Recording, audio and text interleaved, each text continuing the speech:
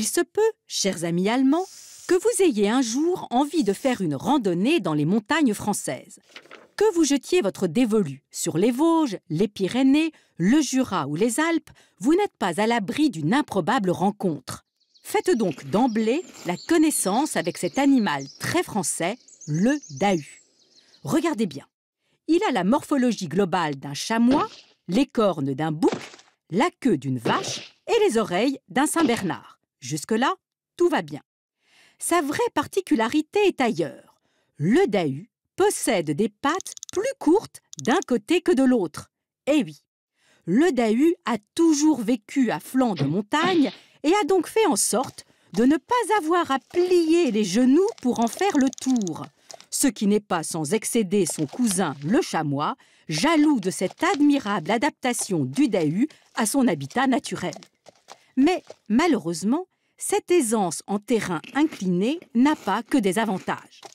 Condamnés à suivre inlassablement une seule et même trajectoire, les dahus sont en fait des êtres très solitaires.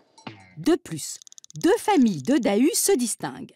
Il y a le Dahus dexterus, dont les pattes de droite sont plus courtes que les pattes de gauche. Celui-ci tourne dans ce sens-ci. Et il y a le Dahus senestrus, dont les pattes de gauche sont plus courtes que les pattes de droite. Celui-là tourne dans ce sens-là. La probabilité est faible pour qu'un Dahus dexterus se retrouve nez à nez avec un Dahus senestrus. Et quand bien même ce face-à-face se produirait, les deux espèces auraient malgré tout quelques difficultés à se reproduire sans risquer la chute. Le métissage est donc rarissime et il vaut peut-être mieux. Voyez à quelle existence est réduit ce pauvre dahu hybride dont les membres sont dissymétriques, mais cette fois diamétralement. Selon les scientifiques, le dahu serait malgré tout de tempérament pacifique et sociable. Il ne craint même pas l'homme. Pourtant, au sein des communautés villageoises, la chasse au dahu est une coutume ancestrale. Traditionnellement, on la pratique en battue. Une fois que les villageois affirment avoir repéré l'animal, ils s'organisent.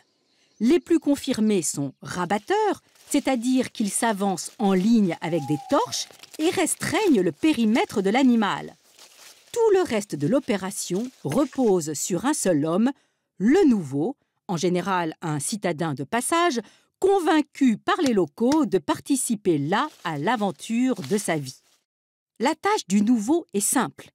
Préalablement équipé d'un sifflet et d'un grand sac, et se fiant aux indications approximatives des rabatteurs, il doit s'approcher le plus près possible de la bête tout en veillant à rester en contrebas. Un grand coup de sifflet, le dahu, content que l'on s'intéresse à lui, se retourne, perd l'équilibre et dégringole. Si le nouveau est doué, il n'a qu'à ouvrir son sac pour récupérer la proie. Sinon, et c'est le cas le plus fréquent, il n'a plus qu'à redescendre bredouille au village. En général, il y retrouve le groupe des rabatteurs, hilars et attablés dans un bistrot. Bonne nouvelle pour les citadins trop crédules, par souci de sauvegarde de l'espèce, la chasse au dahu n'est autorisée qu'à des dates très précises, le 29 février et le 1er avril.